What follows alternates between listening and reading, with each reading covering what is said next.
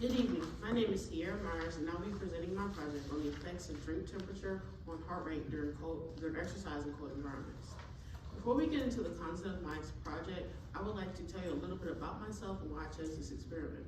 As previously stated, my name is Ciara and I attend base school at George Washington High School. In the fall of 2023, I plan to continue my education at VCU, studying in kinesiology and exercise science. Last year, I suffered a shoulder injury during a basketball game, which led to a surgery and physical therapy. During this time, I realized my passion for the medical field and my desire to help athletes recover. Additionally, I play water sport, and although played inside, a lot of the conditioning and other training takes place outside in the cold. This led me to wonder if winter athletes were really doing what is best for their health and performance. The environment an athlete works out in can have an effect on their body and performance. Stotts et al. Found that cold temperatures causes a constriction of blood flow. As shown in this diagram, the cold causes the blood vessels to shrink or constrict in width, causing a decrease in blood, oxygen, and nutrients delivered throughout the body. Multiple researchers have also found a direct correlation between skin temperature and heart rate. A low skin temperature will equal a low heart rate. When exercising, skin temperature will rise due to an overproduction of energy. The high skin temperatures causes the body to produce sweat in order to cool down. This loss of water and nutrients is called dehydration. Although not dangerous initially, dehydration, if left untreated, can result in a condition known as hypohydration. This means that more water is leaving the body than is being replaced. Fluid replacement is a method that has been found by several researchers to best replenish the lost nutrients and fluids. Danielson found that Gatorade and other sports drinks proved to be most effective at limiting the effects of exercise. In order to help reduce the amount of fluids lost, several researchers have proposed drink temperature regulation as a solution. Most of these studies were conducted in a hot or moderate environment and concluded that drink temperature has an effect on body temperature. Many of these studies also lacked a control group. This leads to my research question: how does the temperature of a sports drink affect heart rate and exercise in cold environments? My test hypothesis was if a person drinks Gatorade at warm temperatures during exercise in a cold environment, there will be an increase in heart rate.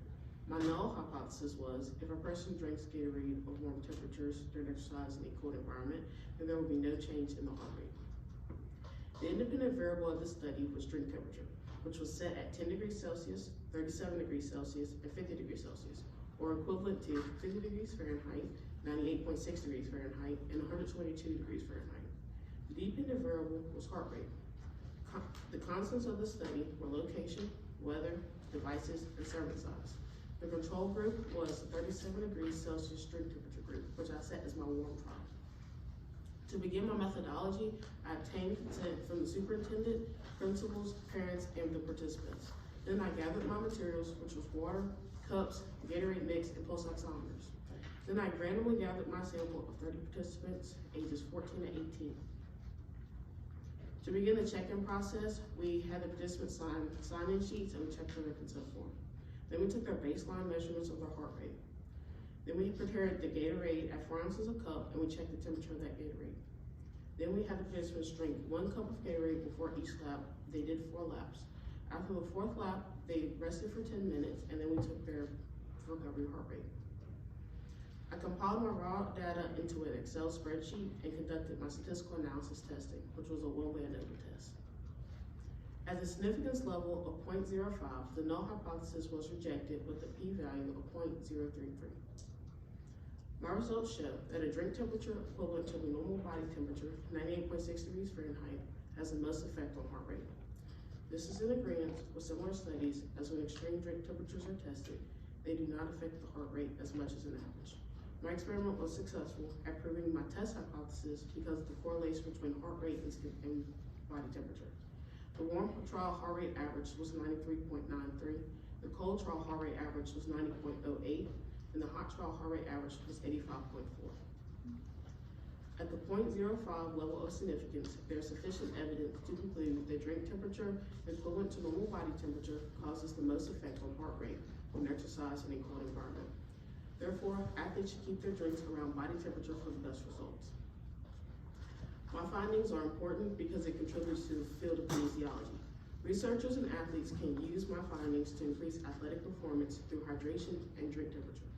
According to my study, by keeping drinks near body temperature, athletes are more likely to have an increased performance due to their better hydration and heart rate levels. Because of limited resources, I had to conduct this study outdoors where numerous elements of the environment, including the wind, could have impacted my data. To get more accurate data, conducting this experiment in a temperature-controlled lab with treadmill exercise would be more effective because treadmill exercise would allow for less discrepancies between subjects. Because of the temperature outside, I had to use hot hands in order to keep the batteries of the pulse oximeters warm in order to keep them working. I feel this could have possibly had an impact on the data. My control group was temperature range. However, I feel that my research would have been stronger had I used room temperature water for the control to best understand the effects of drink temperatures on athletic performance and hydration. During this experiment, I learned that the environment could play a big factor in research. The unpredictability of the weather made scheduling my experiment difficult as it was warmer for a longer period of time in the fall. This can be prevented in future studies by using a temperature-controlled facility as previously stated. Additionally, when I began conducting my research, I found that the pulse oximeters gave possible readings. Future studies should make sure that they can keep the batteries at a normal temperature that won't possibly affect the data. Another thing I learned was that working with a big group of people can make it very difficult to get results. Participant errors such as walking faster or slower to catch up with your friends or talking with your friends could have also made an impact on the data. Therefore, future research should be done independently to ensure nothing can have an impact on the data. During this experiment, I learned that procrastination is not a friend to success. If you want to do something well, it is better to start early and prepare instead of jumping into something last minute without a plan. Additionally, it is important to take initiative and be responsible for your work in order to be successful at this assignment and others like it. I'll apply what I learned to my academic and personal life as I step into the next venture of my life in college so I can be a successful individual. I would like to thank Ms. Gravitt for statistical advice, Ms. Dillon for guiding me scientifically, Ms. Long for assisting me in areas of research and ethics, and Mr. Bocock, Mr. Deskins, and Ms. Agner for approving my study and allowing me to conduct it at DPS. Are there any questions? Yes. What were the age ranges for your participants? Ms. Bullard asked what were the age ranges for my participants. They were 14 to 18.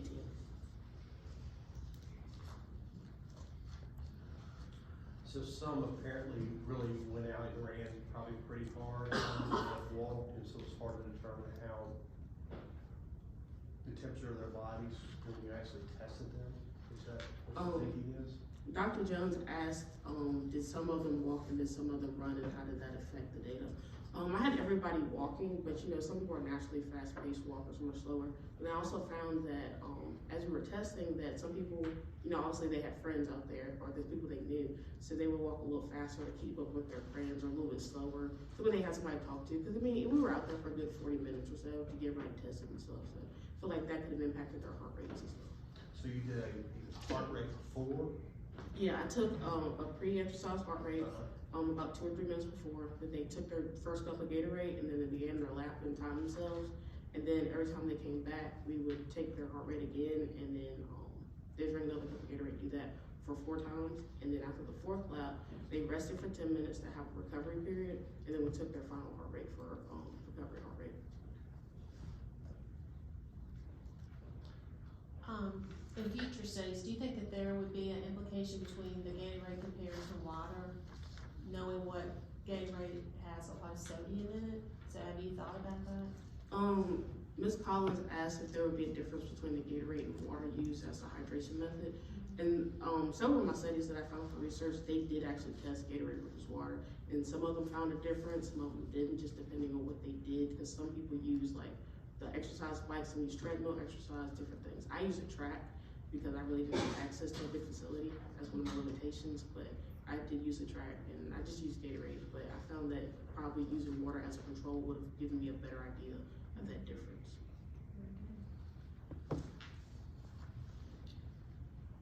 So in your chart, you show average heart rates. Is the data you show the heart rate after 10 minutes of rest following the testing you did?